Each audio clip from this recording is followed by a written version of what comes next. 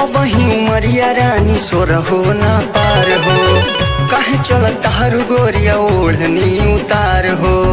सुन हमरी बातिया न कहर मन मानी, लुट जाई तोहरो खजाना ये हो रानी, लुट जाई तोहरो खजाना ये हो रानी, लुट जाई तोहरो खजाना ये हो रानी, लुट जाई तोहरो खजाना ये हो रानी। खजाना ये हो, खजाना ये हो रानी, लुट जाई तोहरो तोहरो खजाना ये हो रानी।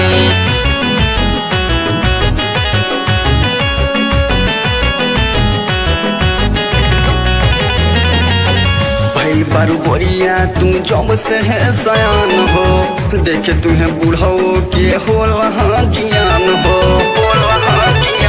बारू बोरिया तू जब से है सयान हो, देखे तुम्हें बूढ़ो के होला जियान हो।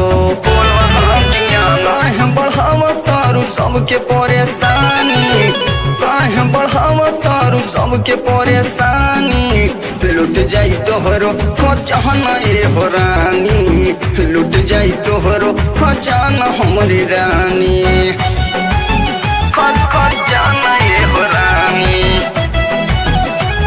खजाना ये हो रानी, लुट जाई तोहरो तोहरो खजाना ये हो रानी।